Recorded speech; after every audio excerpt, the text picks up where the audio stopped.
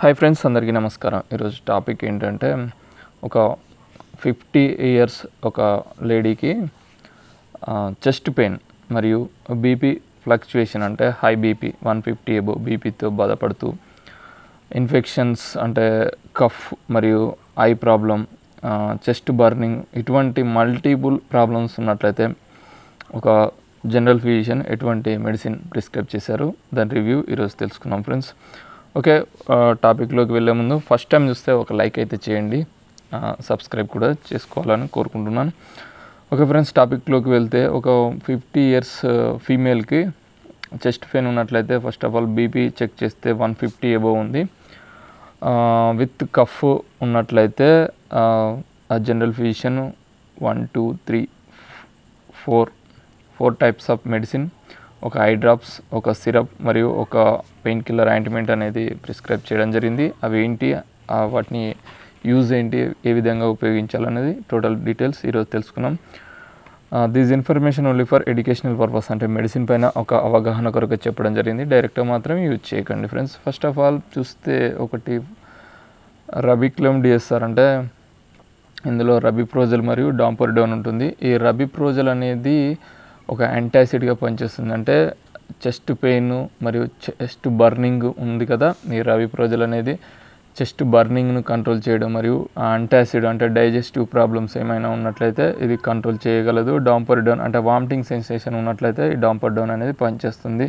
Okay, next Telma 40, అంటే ఇందులో టెల్మిస్టార్ 40 mg ఉంటుంది. ఇది హై బీపీ అంటే 150 అబోవ్ బీపీ బ్లడ్ ప్రెషర్ ఉండడం వల్ల ఈ టెల్మా 40 అనేది ప్రిస్క్రైబ్ చేయడం జరిగింది. ఇది ఏంటంటే ప్రివెంట్గా స్ట్రోక్స్ అంటే హార్ట్ అటాక్, స్ట్రోక్స్ రాకుండా మరియు బ్లడ్ వెజిల్స్ను రిలాక్సేషన్ చేసి బ్లడ్ ఫ్లోను ఈజీగా జరిగేలా చేయడంలో ఈ టెల్మా 40 అనేది ఉపయోగపడుతుంది. అంటే బ్లడ్ అనేది స్టక్ అవ్వడం ద్వారానే హై బీపీ రావడం జరుగుతుంది కనుక ఈ బ్లడ్ ఫ్లోను సులువుగా చేస్తుంది. ఓకే, నెక్స్ట్ వచ్చేసి జైడి 250 mg, అంటే ఇది ఒక అజిత్రోమైసిన్ 250 mg. ఇది ఒక యాంటీబయాటిక్, అంటే ఇది బ్యాక్టీరియల్ ఇన్ఫెక్షన్స్ను కంట్రోల్ చేయడంలో ఉపయోగపడుతుంది.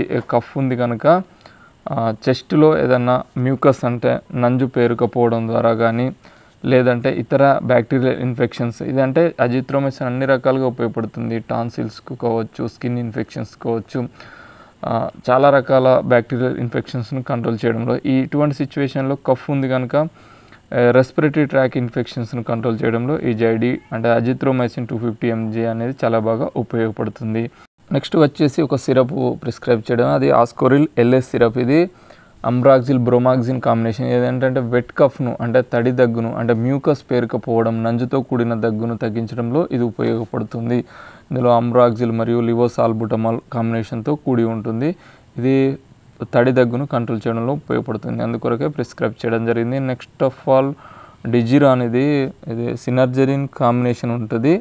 ఇదేంటంటే వర్టిగో అంటే స్పిన్నింగ్ సెన్సేషన్ అంటే తల తిరగడం వంటి లక్షణాలను ఈ సినర్జజిన్ అనేది కంట్రోల్ చేయడంలో ఉపయోగపడుతుంది. ఇది బీపీ ఎక్కువగా ఉండడం, ఈ వర్టిగో ప్రాబ్లమ్స్ వల్ల కూడా ఇటువంటి ప్రాబ్లమ్స్ వస్తాయి కనుక ఈ డిజిరాన్ను కూడా ప్రిస్క్రైబ్ చేయడం జరిగింది.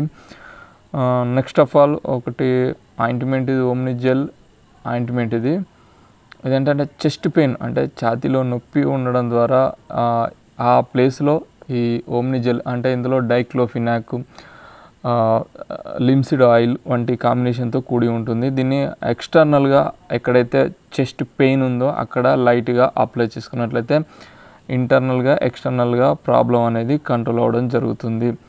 Next of all Ciplox D ear drops పైన ప్రిస్క్రైబ్ చేయడం జరిగింది. ఇది ఎందుకంటే ఐలో ఏదో మంట రావడం, ఐ ప్రాబ్లం ఉన్నట్లయితే ఇది ప్రిస్క్రైబ్ చేయడం జరిగింది.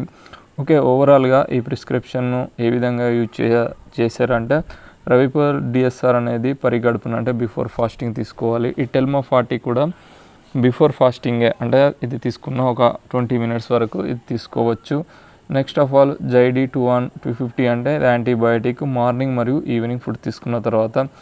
ఆస్కోడెక్స్ LS, ఇది మార్నింగ్, ఆఫ్టర్నూన్, ఈవినింగ్ ఒక 10 ml చొప్పున 3 times వరకు తీసుకోవచ్చు. ఈ డిజిరాన్ అనేది మార్నింగ్ మరియు ఈవినింగ్ 2 టైమ్స్ వరకు తీసుకోవచ్చు. ఓమ్నిజెల్ ఆయింట్మెంట్ వచ్చేసి అప్లై చేసి మార్నింగ్ మరియు ఈవినింగ్ అప్లై చేసుకోవాలి. సిప్లాక్స్ డి డ్రాప్స్ వచ్చేసి 3 times morning, 2 drops afternoon, evening ఈ విధంగా తీసుకున్నట్లయితే ఆ పేషెంట్ అనేది తొందరగా రికవరీ కావడం జరుగుతుంది.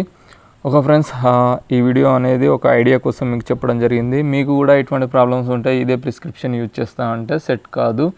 కంపల్సరీ డాక్టర్తో డయాగ్నోస్టిక్ చేయించుకొని యూజ్ చేయండి. మీకు ఒక ఐడియా కోసం మెడిసిన్ ఏ విధంగా ప్రిస్క్రైబ్ చేస్తారో ఏ విధంగా యూజ్ చేయాలి, యూజ్ చేసే ముందు ఎక్స్పైరీ డేట్, స్టోరేజ్, ప్యాకింగ్ అయితే కరెక్ట్గా ఉందో చూసుకొని యూజ్ చేయగలరు. ఓకే ఫ్రెండ్స్, ఈ వీడియో నచ్చినట్లయితే లైక్, షేర్, సబ్స్క్రైబ్ చేసుకోగలరు. Thank you for watching my videos.